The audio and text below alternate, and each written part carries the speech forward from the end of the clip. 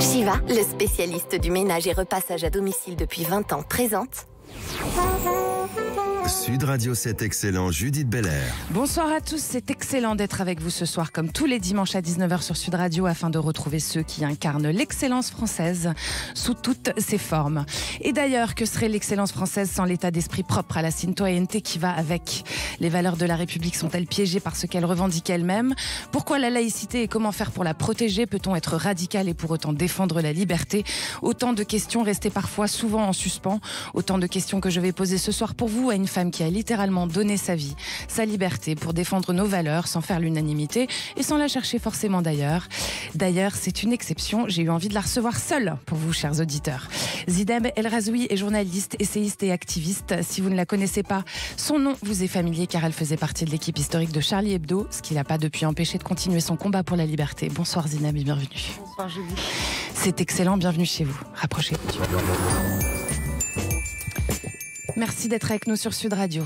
Alors Zineb, comme je le disais à l'instant à nos auditeurs, on vous connaît beaucoup en France notamment car vous faisiez partie de l'équipe historique d'avant l'attentat de Charlie Hebdo, événement qui, au lieu de vous faire taire, vous a décuplé dans votre combat pour la liberté d'expression et la liberté tout simplement, Zineb El Razoui.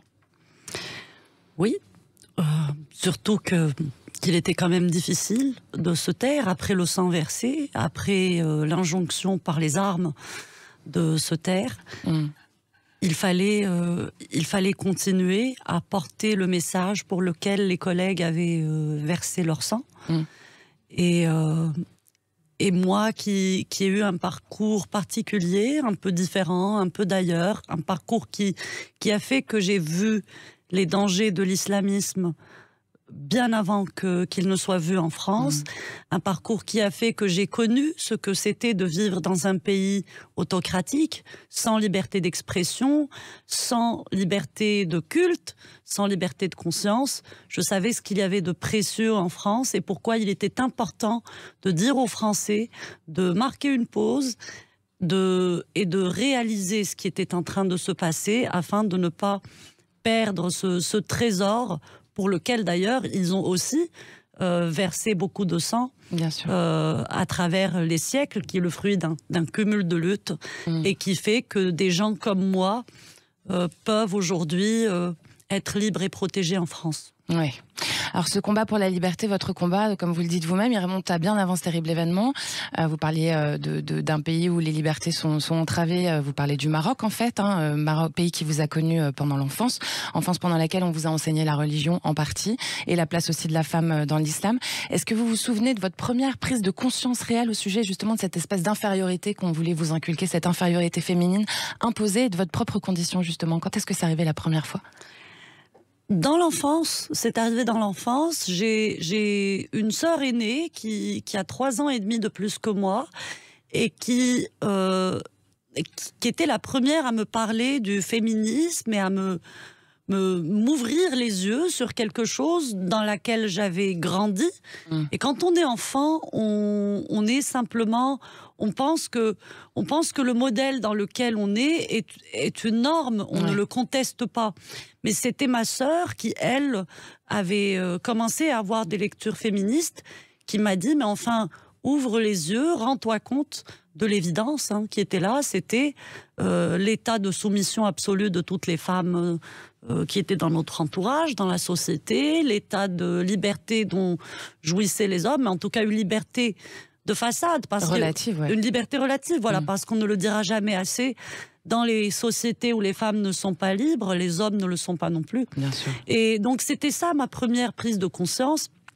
Et j'ai commencé à m'interroger, enfant, sur le destin que j'allais avoir en tant que femme appartenant à cette société.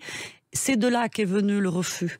Et le refus a fait que... Le refus du non-choix, en fait, c'est ça aussi. Absolument. Et le refus d'être autre chose que ce que chacun sent en nous dès son enfance, c'est-à-dire cette dignité irréductible que nous portons tous en nous, d'être humains libres. D'être respectés aussi, en voilà. fait. Donc le refus que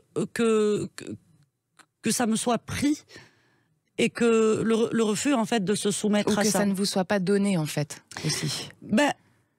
Que ça me soit pris parce que je me suis toujours sentie libre. Je pense d'ailleurs que l'être humain est fondamentalement libre. Il est aussi celui qui construit les barreaux de sa prison à lui, ou la prison où il met les autres aussi. Et quand j'ai entamé ce parcours de refus, ça a supposé que j'aille me battre contre plusieurs monstres, plusieurs géants, plusieurs titans. Il y a eu, par exemple, tout début 2000, vous avez fait des enquêtes sur les droits de l'homme au Maroc qui vous ont valu d'être arrêté plusieurs fois là-bas. Et puis je pense aussi au mouvement alternatif pour les libertés individuelles, le Mali, que vous avez fondé en 2009 pour littéralement dépénaliser le droit de manger pendant le Ramadan, en fait. Est-ce que c'est le manque de justesse, de cohérence qui vous a révolté aussi? Pourquoi est-ce que c'est aussi important de pouvoir manger pendant le Ramadan, par exemple? Les arrestations, c'était en fait, il y avait d'une part mon travail de journaliste dans un journal qui lui subissait des fermetures, des pressions et des arrestations de confrères. Mais les arrestations dont j'ai fait l'objet moi-même, c'était justement à cause c'était le prix à payer pour le mouvement alternatif pour les libertés individuelles que j'ai cofondé en 2009 et dont la première action a été de faire un pique-nique pendant le Ramadan pour protester contre un article de loi qui existe. Ça peut sembler drôle depuis la France, mais au Maroc, il y a un article du code pénal qui s'appelle l'article 222 qui prévoit des peines allant de 1 mois à 6 mois de prison et une amende pour toute personne qui mangerait publiquement pendant le Ramadan. D'accord. Et estimant que c'était un article liberticide, absurde, hypocrite, donc nous avons décidé de le violer allègrement dans la joie et la bonne humeur avec quelques amis. C'est là que la première arrestation est venue. Donc c'était extrêmement drôle parce que la police marocaine nous avait à ce moment-là dressé des procès-verbaux dans lesquels les pièces à conviction étaient des sandwichs au fromage de chèvre, quoi. Voilà, exact. Et ensuite, c'était d'autres actions contre le harcèlement sexuel, pour la dépénalisation aussi des rapports sexuels hors mariage au Maroc, la dépénalisation des rapports homosexuels qui sont toujours pénalisés, punis de prison au Maroc. Voilà. Pourtant, il y a une communauté homosexuelle au Maroc, évidemment, comme dans tous les pays.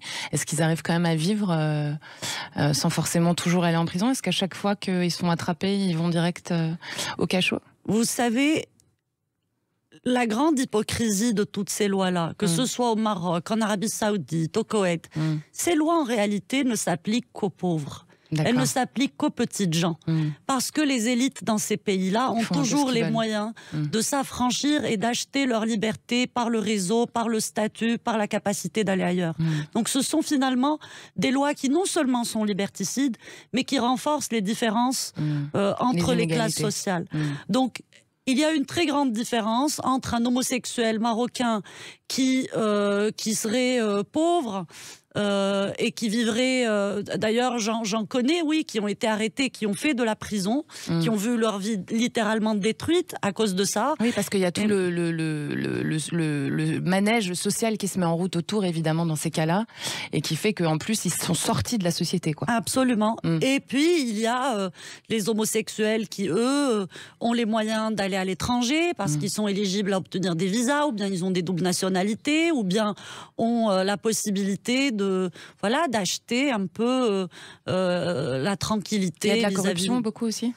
Oui, on ne va pas se mentir. Heureusement d'ailleurs qu'il y a de moins en moins de corruption au Maroc par rapport à mes années de jeunesse et d'enfance. Ça, en tout cas, je parle de la petite corruption, celle du policier du coin, de l'administration du coin, etc. Ça, c'est quand même un phénomène qui est en recul grâce à la sagesse des Marocains. J'en vois de plus en plus qui, par principe, refusent de filer un billet à un flic ou à qui que ce soit par dignité de Marocain, justement. Et ça, c'est quelque chose qui fait plaisir. Donc c'est le peuple qui peut faire changer les choses en général, Zineb El Razoui. Je pense que lorsque les gens changent en eux, le changement se voit forcément à l'extérieur. Lorsqu'un peuple, lorsqu'un individu d'abord acquiert une certaine un certain degré de libération intérieure, un certain degré de sagesse, un certain degré d'émancipation en soi, eh bien ça va fatalement, forcément se voir dans ce qu'il va manifester dans son quotidien, dans sa vie, dans ses relations, dans ce qu'il va présenter à l'humanité. Et c'est aussi vrai à l'échelle d'une société. Les peuples peuvent aussi s'éveiller collectivement et se libérer collectivement, pas toujours par les armes. Parfois, il est nécessaire, comme ça a été le cas lors de la Révolution française, de se libérer par la violence. De couper quelques têtes. Mais parfois il suffit... La parole ? De la parole ou d'un énorme élan du cœur. Et on a vu aussi que parfois les révolutions peuvent être pacifiques. Ce qui se passe en Iran, par exemple, ça vous inspire quoi en ce moment sur cette révolution de la jeunesse qui se révolte contre finalement la religion, hein, clairement? La comparaison est très pertinente pour moi. Enfin, l'association avec l'Iran est très pertinente parce que ce qui se passe en Iran, c'est ça, c'est que nous voyons des femmes qui disent « Nous sommes déjà libres. » C'est ça. Nous sommes déjà libres. Et donc, plus aucun carcan, aussi rigide soit-il, aussi criminel, aussi violent et terrifiant soit-il, plus aucun carcan ne peut plus étouffer notre liberté. Les femmes et les hommes aussi d'ailleurs, parce que les hommes iraniens sont aussi en train de verser le sang et de payer par leur liberté, par des peines d'emprisonnement et de torture. Par des mises à mort aussi. Hein. Exactement, pour être auprès de leur sœur dans ce combat. Et d'ailleurs, il faut quand même dire que dans ces pays qui oppriment les femmes de façon extrême, comme ça, comme souvent dans les pays musulmans, par exemple l'Afghanistan, l'Iran, il y a une seule chose qui est pire que d'être une femme, c'est par exemple, c'est d'être un homme...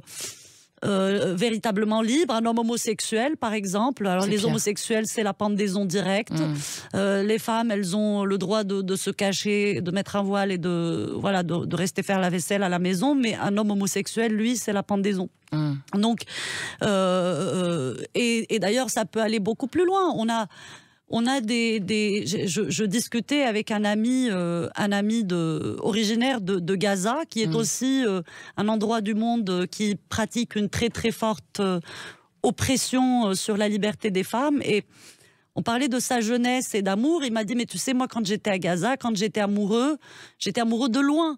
Parce que si je m'avisais de parler à la fille, je pouvais très bien recevoir des coups de feu ou être tabassé par le père et les frères. Donc, il faut toujours dire ça aux hommes qui parfois laissent les femmes monter au créneau et payer à leur corps défendant ce besoin de liberté. Il faut rappeler aux hommes que seule une vraie fraternité entre les sexes, en fait, peut être libératrice pour les peuples. Et il faut aussi le rappeler aux féministes qui pensent que le féminisme est un combat qui consiste à castrer les hommes. Elles aussi, d'ailleurs, à mon avis, contribuent à la division et au fait que nous ne parvenons pas à cimenter cette fraternité et joindre nos forces pour nous libérer et pour créer la société la société idéale. Exact. Merci Zineb El Razoui. À mes côtés ce soir sur Sud Radio, une spéciale démocratie, chers auditeurs, avec la militante pour les droits de l'homme, très engagée, Zineb El Razoui. C'est excellent, on vous revient tout de suite, restez là. Shiva, le spécialiste du ménage et repassage à domicile depuis 20 ans, présente... Sud Radio, c'est excellent, Judith Belair. Merci d'avoir choisi Sud Radio, c'est excellent. C'est une spéciale démocratie et république pour vous ce soir, chers auditeurs, avec la militante, écrivaine et journaliste Zineb El Razoui. Alors Zineb El Razoui, il y a une contradiction que je relève concernant les défenseurs de la liberté, quels qu'ils soient autour du monde. C'est que se battre pour son idéal, ça amène à la prison, ça amène à la mort, à une vie entravée dans votre cas, en l'occurrence, ce qui est un paradoxe absolu. Qu'est-ce que vous en pensez? Comment ça se fait que se battre pour la liberté, ça l'enlève? Oui, c'est vrai que c'est... Je me suis souvent posé cette question à échelle individuelle. Et si c'était à refaire, est-ce que je referais la même chose? Eh bien, je pense que oui, si c'était à refaire avec la personne que j'étais à ce moment-là, j'aurais sans doute fait la même chose, parce qu'on fait toujours de son mieux avec ce qu'on a, et avec ce qu'il est possible de manifester à ce moment-là. Mais c'était une urgence pour vous, il fallait dire, parler quoi. Je pense que je pense que... Parce que se taire, pardon, mais c'est céder à la peur aussi, en fait. Hein, c'est ça. Se taire, c'est céder à la peur. Moi, je pense que si j'avais accepté ce qui m'avait été proposé par certaines personnes de mon entourage après les attentats de Charlie Hebdo, qui étaient, mais refais ta vie, oublie tout ça, change la page, tourne la page, change de look et va ailleurs, je serais peut-être plus libre sur le plan physique que je ne le suis aujourd'hui, mais il y aurait une partie en moi qui serait morte. Et la partie en moi qui serait morte, c'est celle qui veut partager avec les autres. C'est celle qui veut dire aux autres, regardez regardez le prix que j'ai payé. Je l'ai payé pour que vous ne le payiez pas, pour que vous compreniez quelque chose. Alors... Vous le referiez si c'était à refaire? Oui, je le referais. Je crois pas autrement. Parce que je je ressens beaucoup de gratitude aussi pour des gens qui se sont battus avant moi, pour d'autres causes, pour d'autres générations. Puis pour ces femmes qui nous ont ouvert la route aussi. Hein. Absolument. Absolument. Alors, parler, vous l'avez fait, vous avez écrit aussi, notamment dans votre livre sorti en 2016, Détruire le fascisme islamique. Ouvrage où vous nous rappelez que les islamistes ont réussi quand même à emmener avec eux certains démocrates convaincus, on en entend souvent parler en ce moment, en jouant sur leur peur du racisme et du sectarisme. Comment ça se fait que, par exemple, l'extrême gauche française est si proche de ces courants-là, et pourquoi est-ce qu'on n'arrive pas à les dénoncer avec eux? On devrait aussi, nous, s'interroger de pourquoi est-ce que nous comptons tellement sur l'extrême gauche pour dénoncer quoi que ce soit. Je pense qu'il faudrait aussi qu'on tire les conclusions nécessaires de ce qu'il y a devant nous. Aujourd'hui, on a des politiques, en fait, qui ont abandonné ce qui était le cœur des valeurs de ce qui a fait leur famille politique. Et l'abandon de la laïcité par la gauche est un abandon impardonnable. Donc, je pense qu'on peut faire le constat de ça et aller de l'avant. Moi, personnellement, je n'attends plus je n'attends plus rien. Plus rien. De ces carcans politiques, quels qu'ils soient aujourd'hui, qui manifestent autre chose que du concret et que des actions concrètes. Et en plus, le glissement sémantique qui s'est passé au sein de la gauche pour accepter qu'il y ait une espèce de confusion terrible entre une forme d'intégrisme religieux et l'antiracisme, qu'il y ait un abandon terrible. L'histoire aussi du voile aussi, on en parlait à l'instant sur l'Iran, par exemple, des femmes, je peux la citer parce que je l'ai reçue ici, Clémentine Autain, qui continue à expliquer qu'il faut avoir le droit de porter un voile en France, ce qui résonne quand même, qui veut se battre même pour ce droit-là, en tout cas dans l'espace public, en tout cas dans les institutions, alors que de l'autre côté, nos sœurs iraniennes sont en train de se faire tuer pour le droit de ne pas le porter, justement. Absolument. Donc on est sur une contradiction qui Absolument. Qui est et d'autant que Madame Autain, lorsqu'elle dit qu'elle veut se battre pour le droit de porter le voile en France, elle enfonce une porte ouverte. Puisqu'on a le droit. Parce qu'on a le droit en France, les femmes françaises ont le droit de s'habiller comme elles veulent, y compris de porter le voile. Il y a quelques espaces où il y a une norme dans le droit français qui sont l'espace qui représente l'État pendant certains horaires et qui sont soumis à une loi qui est la loi de 1905 qui ne cible pas particulièrement les femmes voilées mais qui cible tout un ensemble de manifestations religieuses, idéologiques, etc. Donc Madame Autain ferait mieux de nous dire tout de suite qu'elle souhaite abolir la loi de 1905. Ça sera moins alambiqué que d'enfoncer des portes ouvertes. Voilà. Est-ce que le voile, ça peut être un choix libre, Zina Belrazoui? Oui, moi je pense que beaucoup de femmes choisissent cette forme de suggestion, cette forme de privation par son libre arbitre de sa liberté, parce que ça peut pas être toujours, c'est pas toujours en fonction des hommes. Moi, je trouve que la personne qui a le mieux exprimé ce que je pense, c'est la féministe algérienne Wassila Tamzali, qui a dit le voile n'est pas un choix, c'est un consentement. Et donc, une femme qui consent, parce qu'elles consentent. Je pense qu'elles consentent. Et certaines, d'ailleurs, le portent parce qu'elles sont des militantes. Elles le revendiquent, ouais. Voilà, elles sont des militantes zélées de l'idéologie islamiste ou de l'idéologie du voilement, si c'est un pléonasme. Mais il y a des femmes, effectivement, qui consentent à se considérer elles-mêmes comme un corps impur, puisque la symbolique du voile, pas seulement dans l'islam, mais dans l'ensemble des religions où elle existe, où elle est circonscrite à certains espaces et certains moments, c'est quand même l'impureté du corps des femmes. Cacher donc, ce sein que je ne saurais voir. Absolument. Et là, c'est ce cheveu que je ne saurais voir. Est-ce qu'il y a une différence entre l'islam et l'islamisme? Et c'est laquelle? Moi, je pense qu'il y a une différence entre l'islam et l'islamisme, mais qui est un peu comme la différence entre l'alcool et l'alcoolisme. C'est-à-dire que toute personne qui boit de l'alcool n'est pas alcoolique, mais quand on est alcoolique, c'est que forcément, à un moment donné, on a eu un gros excès de consommation d'alcool.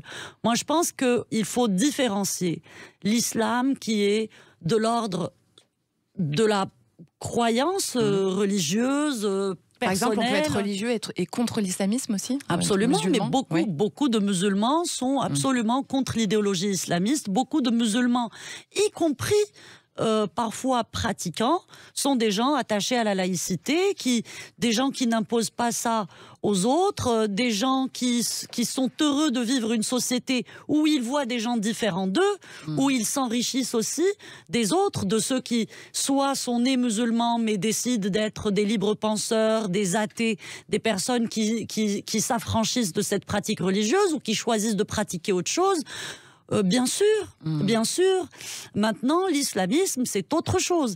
L'islamisme, ce sont des gens qui vont prendre la religion musulmane, en faire un fer de lance politique fascisant, de soumission massive des gens à une vision monolithique de la société, dogmatique de la société, une vision d'ailleurs belliqueuse, violente, fondée sur le rejet, la haine des autres. Et ça, bien sûr, ce n'est pas le cas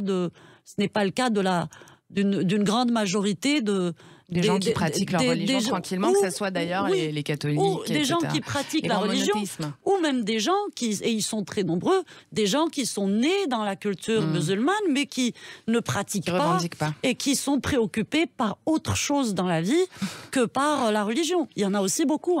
Heureusement d'ailleurs. À mes côtés ce soir pour vous, chers auditeurs, une spéciale démocratie, je vous l'ai dit, avec Zineb El Razoui, militante et journaliste.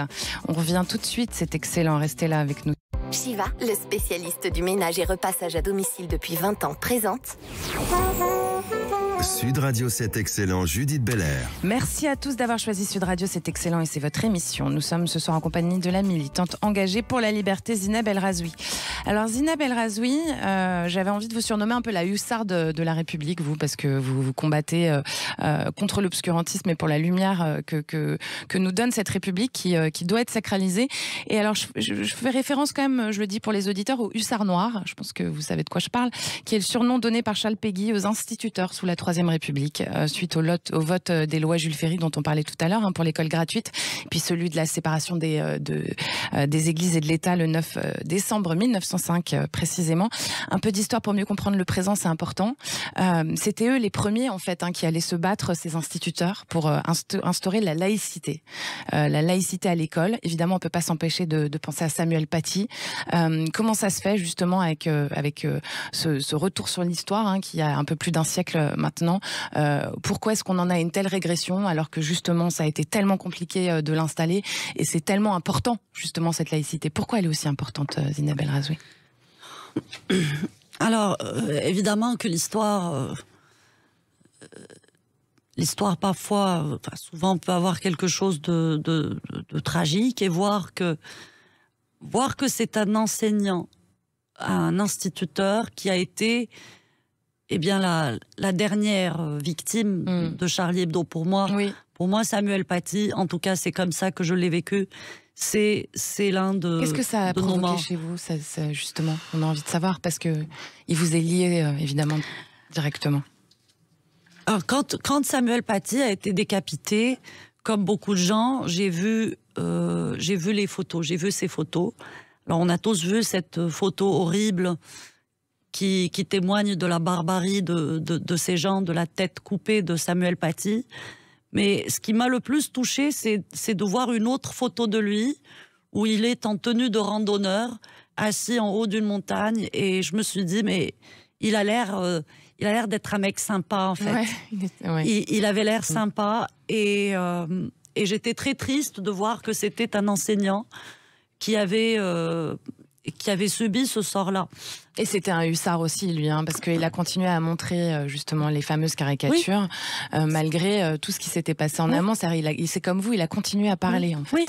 Oui, et c'était quelqu'un qui, visiblement, voulait susciter l'esprit de débat, l'esprit critique, la réflexion chez ses élèves, et qui a été victime d'une machination sournoise de gens qui l'ont livré en pâture à ce terroriste, en plus, en pratiquant le mensonge et en l'accusant d'avoir... c'était une fille, on connaît l'histoire, qui n'était même pas dans sa classe, qui avait mené cette cabale contre lui. Moi, je pense que cela fait maintenant suffisamment de temps que nous faisons le constat en France de cette peur, de la régression de nos valeurs dans l'école. Alors, qu'est-ce qu'il faut faire pour que ça change, Zineb ? Nous avons rapport sur rapport qui nous disent « Attention, c'est alarmant, attention, l'école... » Je pense que nous avons suffisamment fait le constat de tout ça. Je pense qu'il faut surtout briser les chaînes de la peur, en fait, qui nous lie, qui lie notre administration, qui a pour slogan « Surtout pas de vagues, circuler, il n'y a rien à voir ». On va mettre la poussière sous le tapis en attendant la prochaine catastrophe. Je pense que... Il faut agir. Comment ? Je pense que pour agir dans le bon sens, il faut d'abord être fier de son modèle. Il faut d'abord dire de façon décomplexée qui nous sommes. Nous sommes des Français, en tout cas c'est le consensus commun qui fait que nous partageons ce pays et ses écoles et le service public. En plus d'être français, nous pouvons être beaucoup d'autres choses, mais le consensus autour du service public dont nous payons tous... qui nous coûte cher, voilà, a priori. C'est que nous sommes des Français. Qu'est-ce que c'est que notre histoire commune en tant que Français ? Quel est le ciment, en fait, de notre contrat social ? C'est quelque chose que nous devons revendiquer, dont nous devons être fiers, et qui ne doit pas être négociable, qui ne doit pas être sujet à... au desiderata des uns, des autres. Enfin, la loi doit être respectée. C'est aussi simple que ça. Pour notre protection à tous aussi, pour la protection de nos libertés, Zineb El Razoui. Parce que si on commence à pas respecter la loi, ça devient complètement compliqué d'être libre aussi. Absolument, absolument. Et plutôt que... Alors, sur ce sujet particulier, lié à l'islamisme, il y a énormément de complexité à simplement aller droit au but et appliquer la loi. C'est qu'il y a d'abord beaucoup de peur, beaucoup de peur, parce qu'il y a eu des attentats, parce qu'il y a des menaces, du chantage au racisme, du chantage à la violence, décapitation, etc. C'est des choses qui sont assez effrayantes. C'est des choses que vous avez vécues, vous, directement? C'est des choses que j'ai vécues et que les Français ont quand même, dans un autre registre, massivement vécu, avec les attentats du 13 novembre, les attentats de Nice, où quand même un camion roule sur des enfants en poussette. C'est beaucoup d'horreur qui tétanise et qui fait donner à certains des espèces de circonlocutions philosophico... C'est-à-dire certains, dans le débat public, justifient leur couardise et leur propre peur en essayant de dire non, mais écoutez, il se passe rien, c'est la culture des uns et des autres, on ne doit pas mettre de l'huile sur le feu, Et c'est comme ça, pour moi, c'est ça la véritable subversion qui fait douter les Français de ce qui est quand même un truc de bon sens. Nous sommes un peuple qui a fondé une démocratie autour des idéaux de liberté que nous voulons continuer à partager, dont nous voulons continuer à jouir. Et nous ne voulons pas museler notre liberté, brader la liberté d'expression, la liberté de croyance. Ouais. Parce que c'est aussi ça la laïcité, hein, c'est être libre de croire chez soi. Voilà, pour des espèces de considérations sombres de gens qui ont peur. Est-ce que l'instruction, c'est une condition à la démocratie, du coup, Zina Belrazoui? Est-ce que c'est très important? Je pense que oui. Maintenant, là où il y a de l'instruction, il y a de la lumière et de l'espoir, mais il n'y a pas forcément de la démocratie. J'ai grandi dans un pays où j'ai reçu une instruction, j'ai été instruite, et d'ailleurs, je le dis souvent, vous savez, parfois à des gens qui regardent toujours les binationaux comme des gens qui doivent absolument tout à la France. Je dois énormément à la France, mais je dis aussi que j'ai grandi au Maroc et que c'est le contribuable marocain qui a payé ma scolarité jusqu'au bac. Et donc, éternelle gratitude aux contribuables marocains aussi pour avoir contribué à mon instruction. Pourtant, voilà, j'ai été bien instruite dans le système marocain. En revanche, la démocratie, elle n'y était pas. Donc c'est pas les forcément choses sont lié. un peu mieux. Voilà, exact. Alors il y a aussi, pour continuer sur l'école, et puis on va revenir sur votre binationalité évidemment en fin d'émission, il y a aussi à pas oublier cette loi de 2004 qui interdit tout signe religieux à l'école. Est-ce que ne pas afficher son appartenance religieuse, c'est une manière finalement de mieux appartenir au groupe? Et est-ce que la fraternité, elle est indissociable de la République et de la laïcité finalement? Alors, la loi de 2004 a étendu la loi de 1905 dans le cas précis de l'école, des fonctionnaires, c'est-à-dire des enseignants et du personnel de l'école, aux usagers du service public, à savoir les élèves. Et elle s'est fondée sur un principe que je trouve remarquable, qui est celui qu'en France, il y a un principe de liberté d'éducation absolue de la part des parents, c'est-à-dire que les parents sont libres de donner, de ne pas donner une instruction religieuse, quelle qu'elle soit d'ailleurs à leurs enfants, mais que l'école, espace émancipateur, pouvait peut-être, pendant les horaires de cours, c'est-à-dire de 8h à midi, extraire les enfants ou leur permettre un espace où ils pouvaient s'émanciper de cela aussi, en sachant qu'après les horaires de cours, leurs parents ont toute la latitude de leur offrir une éducation religieuse. Pourquoi ? Parce que souvent, parce que la République et la société a pour devoir de protéger les enfants, de garder un œil de protection sur les enfants, et que souvent les enfants pouvaient être privés par leurs parents, par des parents intégristes. Ça arrive, et malheureusement souvent, de la liberté de faire de nager à la piscine, de s'amuser simplement avec des amis d'une autre religion. Et ça, ce n'est pas le modèle de l'école républicaine qu'on veut avoir. Et ce n'est pas le modèle de fraternité qu'on veut manifester. Voilà. Est-ce qu'on doit pouvoir rire de tout en République, Zina Belrazoui? Mais oui, bien sûr. Pourquoi c'est aussi important? Et je pense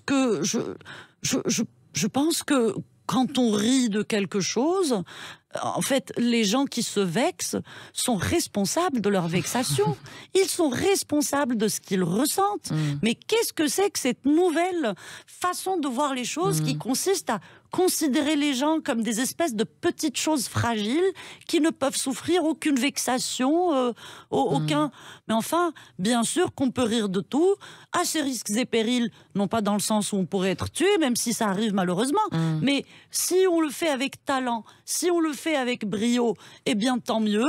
Si on se ridiculise en faisant des blagues de mauvais goût, ça ne fait rire personne. Et là, ça tombe à l'eau, mais c'est pas bien méchant, quoi. Ce n'est que du rire. Bien sûr qu'on devrait pouvoir rire de tout, bien plus que ce dont on rit aujourd'hui. On devrait d'abord être capable de rire de soi, de faire preuve d'autodérision, et aussi de rire gentiment des autres, d'être parfois pour eux un miroir qui leur montre les aspects un peu ridicules de qui ils sont quand ils se prennent un peu trop au sérieux. Mais rire de tout, ça sous-entend que l'on doit aussi avoir beaucoup d'esprit sportif et accepter que les autres se moquent de nous aussi.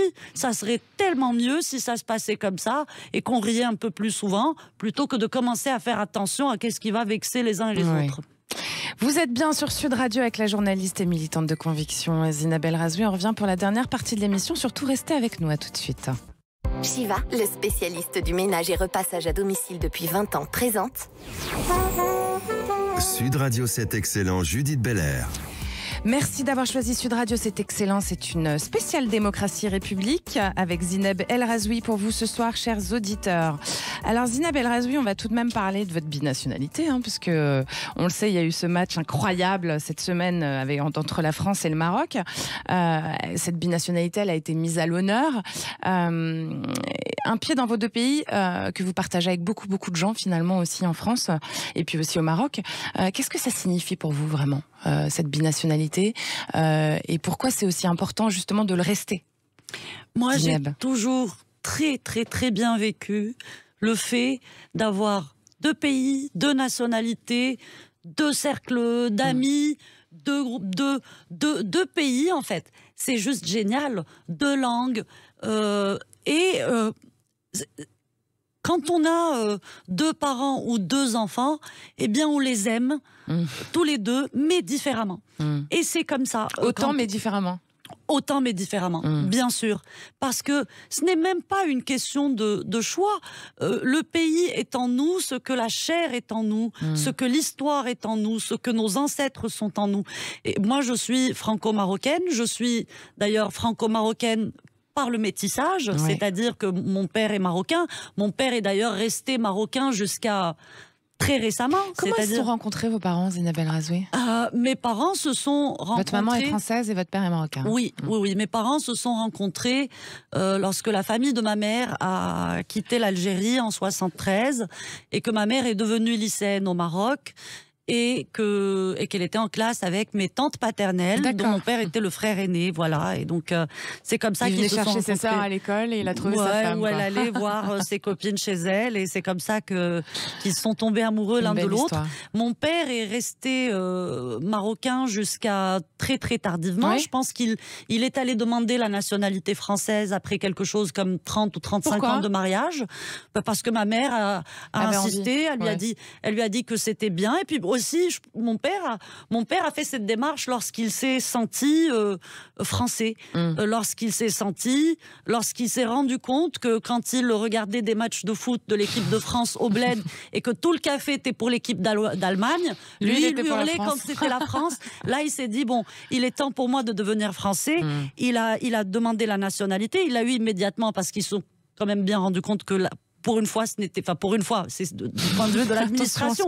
Pour une fois, ce n'est pas un mariage blanc. On en a un qui vient après 30 ans. Ouais. Mais ça aussi, ce sont les blagues que les binationaux font sur eux-mêmes, sur cette autodérision. Et donc, et du côté de ma mère, j'ai une partie de la famille de ma mère qui sont des Français, d'Isère. J'ai deux arrière-grands-pères qui sont sur le monument aux morts de Crémieux. Le cimetière de Crémieux est rempli de gens de la famille Cochet, Bonnet, qui sont la partie française de la famille. Donc, c'est une richesse incroyable. Avoir deux pays, avoir deux nationalités, c'est tellement génial. Et je le dis pour tous ceux qui disent « Ah oui, il faudrait quand même qu'ils choisissent, il faudrait faire un choix. Et s'il y a la guerre entre les deux pays, qu'est-ce que vous faites? Vous choisissez qui ?» Heureusement, c'est pas demain la veille, a priori. Voilà. Et puis la guerre, elle est surtout dans l'esprit de ceux qui posent de telles questions. Je suis bien d'accord avec vous. Une autre question un petit peu intime, j'aimerais bien savoir comment ils ont réagi, vos deux familles, justement, votre famille marocaine et votre famille française, à vos engagements en général. Est-ce qu'ils vous soutiennent? Surtout la famille marocaine, par exemple, quand vous avez commencé au début avec Mali, par exemple, à vous élever contre certaines injustices. Quelle a été leur réaction? Alors, dans ma famille, il y a une très grande diversité de gens qui pensent plein de choses différentes. Différemment. Nous avons un salafiste dans la famille, et curieusement, il est du côté français. Parce que la famille marocaine de mon père, c'est-à-dire ceux qui ne sont que marocains, bien qu'il y en ait parmi eux qui sont plutôt traditionnalistes. pratiquants. Non, Ouais. il n'y a pas de traditionnalistes. D'accord. Ils ont fait religieux, preuve quoi. d'un soutien inconditionnel, de beaucoup d'amour envers moi. C'est très important, ça. Voilà. Mm. Pour certains, je suis quasi sûre qu'ils ne sont pas d'accord forcément ou ne comprennent pas forcément ce que je défends, mais ça ne les a jamais empêchés de me manifester leur l'amour. plus grand amour quand ils me voient. Par exemple, j'ai une tante qui porte le voile, la sœur de mon père. Eh bien, elle ne m'a jamais fait le moindre reproche sur ce que j'ai pu dire, et moi non plus d'ailleurs. Peut-être qu'elle le pense tout bas. Peut-être qu'elle le pense tout bas, mais en tout cas, c'est ma tante. Nous avons tellement de choses à nous dire sur un plan familial, sur un plan humain. Ce n'est pas le lieu de discuter de son choix non plus. D'ailleurs, moi non plus, je ne lui ai jamais, je ne me suis jamais avisée, je n'ai jamais osé, et je ne me le permettrai pas de lui faire des leçons sur ce qu'elle doit décide de mettre sur sa tête ou pas. Exactement.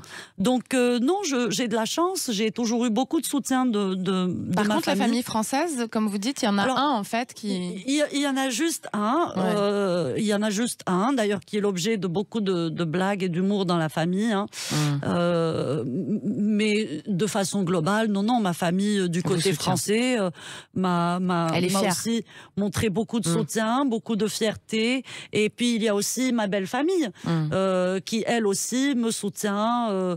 Voilà, j'ai beaucoup de chance. Vous êtes bien entouré, quoi. J'ai une très grande famille et une famille formidable, très diverse, et de gens qui m'ont toujours témoigné de l'amour. Et d'ailleurs, je leur dis que je les aime aussi.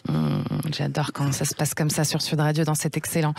Zineb El Razoui, la France, c'est le pays où l'on vient du monde entier pour être libre. Et pourtant, de par votre condition, celle d'une des femmes les plus protégées de France, vous en êtes aujourd'hui privée de cette liberté au quotidien. Mais vous aimez à dire que pourtant, vous l'êtes plus que ceux qui veulent vous l'ôter, cette liberté. Expliquez-moi pourquoi vous dites ça, parce que ça m'intéresse vraiment pour le coup. Et parce que je suis libre dans ma tête.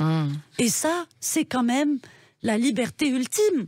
C'est la liberté de conscience. Mais bien sûr, quand on s'assied tout seul chez soi, face à soi, en son âme et conscience, et qu'on se sent libre, et qu'on sourit intérieurement, parce que l'on sait qui on est, parce qu'on se reconnaît, et parce qu'on se dit tant pis si les autres n'ont pas reconnu, n'ont pas compris, moi, je me reconnais. Et je m'aime et me valide là-dedans. Ça, c'est la plus grande des libertés. Et je ressens tellement de gratitude envers moi-même et envers mon parcours dans ces moments-là, parce que moi, je ne suis pas quelqu'un qui veut tuer les autres. Je ne suis pas quelqu'un qui constitue un danger pour les autres. Ce que j'espère pour les autres, tout le mal que je leur souhaite, c'est juste d'être libre. C'est le message que vous auriez à passer à ces islamistes qui vous en veulent tellement. C'est quoi votre message mon message pour eux, ce que je leur souhaite, la libération. Je leur souhaite la fin de leur souffrance. Je leur souhaite la fin de cet état qui fait qu'ils sentent le besoin de faire du mal à autrui. Et en fait, je leur souhaite beaucoup d'amour, parce que ce dont ils souffrent, ces gens, ils souffrent de l'impossibilité à aimer les autres, et donc de vouloir les éliminer physiquement. Donc ils doivent être très malheureux, quoi. Ils sont bien sûr qu'ils sont malheureux, et je leur souhaite beaucoup de liberté intérieure, mais pour ça, il faut qu'ils se penchent à l'intérieur d'eux et qu'ils soient capables de se remettre en question. Et il faut beaucoup, beaucoup, beaucoup, beaucoup d'amour. Zineb El Razoui, vous vous battez contre ces islamistes, et pourtant ce que vous cherchez au fond, c'est la paix. Mais je pense qu'on aime tous la paix. On aime tous la paix. Alors parfois elle est au rendez-vous, parfois elle ne l'est pas. Quand elle n'est pas là, c'est qu'il y a quelque chose à régler. C'est que c'est juste ce qui se présente. Mettre un peu d'huile dans les boulons. Exactement. Ou se battre, ou... Comment est-ce qu'on fait pour bâtir une paix durable avec des gens qui nous sont opposés, ou qui sont carrément nos opposés, Zineb El Razoui? Est-ce que vous pourriez faire la paix avec un islamiste demain? Je pense que si on avait le secret de la paix, ça fait longtemps qu'on aurait appliqué la recette universelle. Moi, je ne l'ai pas. Je sais simplement que le premier pas vers la paix, c'est d'abord d'être soi et de ne pas avoir peur, et de se rendre compte aussi que le jugement qu'on impute à l'autre, eh bien, c'est bien souvent le jugement que l'on a sur soi. Se libérer intérieurement, je n'ai que ce conseil-là, parce que quand on se libère, quand on affronte ses propres fantômes, on devient capable de les regarder, de les voir en l'autre aussi avec compassion. Et ça, déjà, ça apaise beaucoup les choses. Ça permet d'apaiser. Ouais. Voilà. Alors évidemment, vous êtes dans l'émission C'est excellent. Il nous reste très peu de temps, mais je voulais quand même dire 2-3 mots sur l'excellence. Justement, avec cette excellence qui est finalement indissociable de la citoyenneté, parce qu'aujourd'hui, pour être excellent, il faut être citoyen français. Il faut embrasser la liberté d'agir, la liberté de la culture et du savoir-faire à la française. Est-ce que vous auriez justement une définition pour vous de cette exception et de cette excellence française, Zineb El Razoui? Pour moi, l'excellence française, c'est ce qui allie, en tout cas, c'est la France en moi. C'est comme ça que je vois la France. Pour moi, c'est cette espèce d'alliage subtil et tellement réussi entre le charme fou, l'impertinence folle et une très grande rigueur. Et une très grande rigueur beaucoup envers de travail, soi. Quoi. Voilà. Pour moi, c'est ça l'excellence française. Donc vous êtes d'accord qu'il y a quand même une petite exception dans ce pays, justement, peut-être ne serait-ce que dans le rapport à ce temps qu'on consacre aux détails et justement à ce perfectionnement permanent qu'on recherche. La France est un pays béni des dieux et parfois, alors moi qui suis... Pas de dieux, des dieux, on précise. De tous les dieux, du vin, les dieux de la gastronomie, avec les dieux du sport, les dieux de la mode, les dieux de la beauté, de la géographie, les dieux de l'amour, du romantisme, de la littérature, mais bien sûr, la France est un pays béni des dieux, et quand on vient d'ailleurs, des fois on se dit, mais qu'est-ce qu'ils me font Pourquoi ils sont tout le temps en train de se plaindre? Mes compatriotes français qui n'arrêtent pas de se plaindre et qui ne se rendent pas compte de la beauté qui les entoure, et qui ferait mieux d'avoir un petit peu plus confiance en eux et voilà, et d'apprécier un petit peu plus d'embrasser la liberté, justement. Voilà, aussi. Exactement, et de s'aimer un peu plus. Et justement, juste en 2 mots, ces mouvements de cancel culture et de wokisme qui sont en train de nous arriver des États-Unis là. Pourquoi ça prend alors qu'on est un peuple justement aussi révolutionnaire et engagé dans notre propre liberté, à votre avis? Je pense que ça prend parce qu'il y a des gens qui regardent ça et qui disent attention, c'est très grave. Voilà, ouais. Je pense que si on ne donnait pas d'attention collective à ces espèces de camelotes idéologiques complètement inutiles et artificielles, je pense que si on choisissait plutôt de poser notre regard dans ce qu'on voudrait voir germer et pousser, plutôt que de le poser sur ce qu'on voudrait voir disparaître, eh bien on ferait déjà une bonne partie du travail. Merci Zineb El Razoui, ça sera le mot de la fin. Merci, c'était un plaisir de vous recevoir. Merci. Prenez soin de vous. Merci à Lucille Montier qui réalise pour vous aujourd'hui, aux équipes de Sud Radio. Vous pouvez nous podcaster sur sudradio.fr, YouTube, les réseaux sociaux, etc. Évidemment, bisous les copains, c'était excellent, je vous embrasse. Et puis on se retrouve à la rentrée, c'est le break des fêtes. Joyeuses fêtes à tous. Avec Shiva, le spécialiste du ménage et repassage à domicile depuis 20 ans.